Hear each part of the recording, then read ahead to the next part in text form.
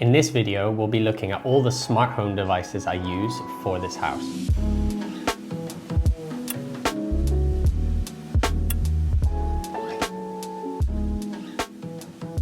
So in this video, I'll be going over the different smart home tech that I've been using lately. This can be anything ranging from lights to smart plugs to also being able to control my heating with my phone. Let's see what I've got and let's get right into the video.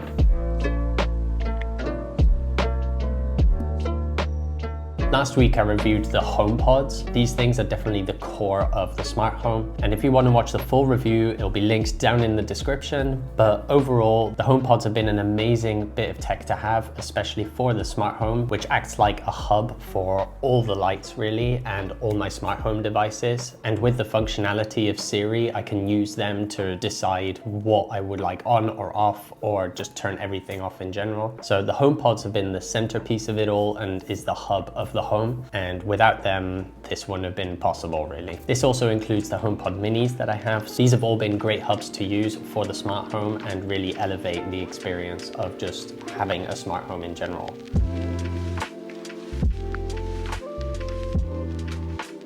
The first lights that I have are the Philips Hue lights. These lights I have right behind the TV, and these lights are really bright. They light up the whole wall behind the TV. It really just gives an atmospheric vibe to the room and really elevates the atmosphere in the room in general. The Philips Hue have an app themselves, so you can use the light with the app itself, but also use them with the HomeKit app, as well as Siri to tell them what color they would like to be, or for example, how bright you would like them to be at. This is one of the three main lights that I use in the living room.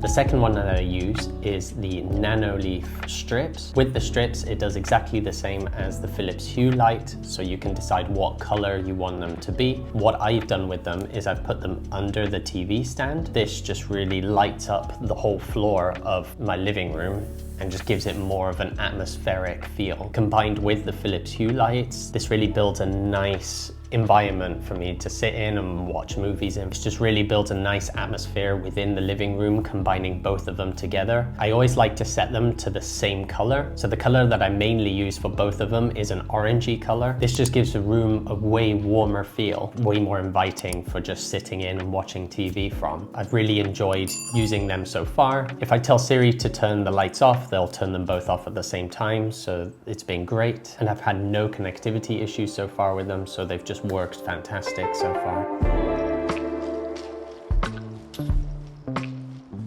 For the third light, it's actually an IKEA light. It's the classic donut light that we got from IKEA. And how I made it a smart device is that I've used this plug, and with the plug, it connects as a Matter product. So this means it will connect to other third-party services. With HomeKit, I'm able to control the light and turn it on or off. Within the living room, there are 3 lights that are constantly on. And with Siri, I can just tell the HomePods to turn on all the lights or turn them all off, or even say a specific light as well. Funny enough, they just turned on in the packs. And the reason why the Philips Hue lights, as well as the strip, is an orangey color is so that it can match the donut. And it really gives a warm feeling throughout the whole room of just having all 3 of them on, and lights up a lot of the room from there. I usually like to have the lights at like 40%, maybe even 35% brightness. The 100% is really blinding, especially if you want to watch something on the TV. 100% or even 80 is just way too bright, to be honest. And having them at like 35 or 40 is a perfect watching experience where you can still see what's on the TV, also have the light and giving you that warmth feeling. So overall in the living room, those are my main ones, and they've been working great, and I love using them. I love using them every day and give a really homey feeling.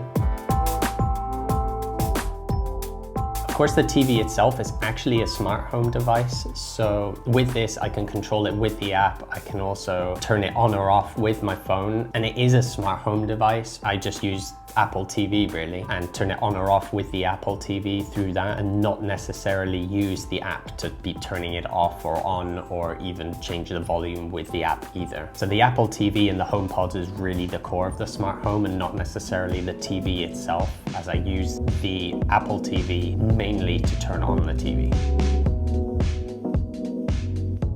The last thing we have in the living room is the central heating system. We have a traditional gas boiler and that heats up the whole house with classic radiators, but we've installed a Google Nest. So this thing is really easy to just change the heat from the Google Nest app, and setting schedules for the heating has also been great, so that when you leave home, it will just turn off and it won't keep turning it on, because otherwise it'll be a waste of energy anyway. And once you get back home, it also turns on by itself, so that's great. Also preheating it, I mean, you just do it in your app. Say that you're coming home in an hour's time and it takes about an hour to heat up, then you could just turn it on your phone and it will start heating up the house straight away. The only thing is that I really wished that the Google Nest had was just being able to control it with Siri and having it integrated into HomeKit, because I would like to just tell Siri, set the room temperature to this degree, then it will actually do it, instead of having to go into the app and have it change. Of course, you could just walk up to it and change it manually, of course, but just having Siri and talking to it would be a fantastic feature to have. I know that there are smart home thermometers that actually do this, but I've had the Google Nest now for about 2 years. There's no point to change it just so that I could have Siri unlocked with them. So I'm just gonna stick with the Google Nest. I enjoy it as it is.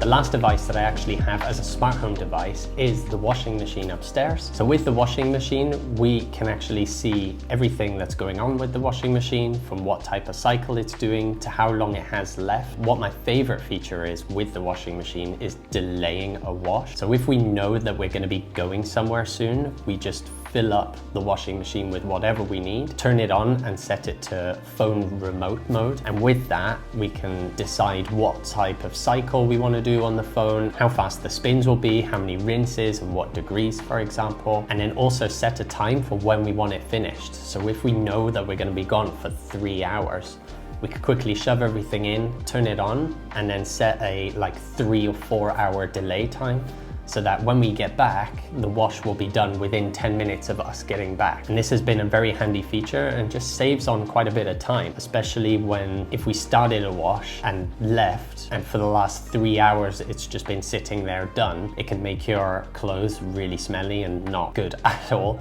And it's not good at all for your clothes or the washing machine to be doing that. Great to have that delay, and it's just peace of mind to have, really. Of course, you could also stop the wash if you think, ooh, there's another hour left, I could delay it even further, and that's great. But yeah, as I said, it's just peace of mind, really. So that's it really about my smart home and the different type of features that we have. It's still a work in progress. I would love to look for more smart home things. Like, for example, I would love to have the front door key to be able to unlock the door with either a phone or the Apple Watch instead of using a traditional key. That would be an awesome one. But yeah, that'll be something for in the near future, hopefully, or otherwise maybe in our next house or something. Thank you again for watching this video. Just a brief overview of what my smart home is like and how we've been experiencing it so far. If you've liked the video, please go down into the comment section. Let me know what type of smart home devices you have and what you might recommend actually for a smart home, because I would love to add more features to that. And also, whilst you're down there, just click on the subscribe button. It really helps my channel a lot, and I would love to show you guys even more content in the future. Thanks again, and I'll catch you guys in the next video.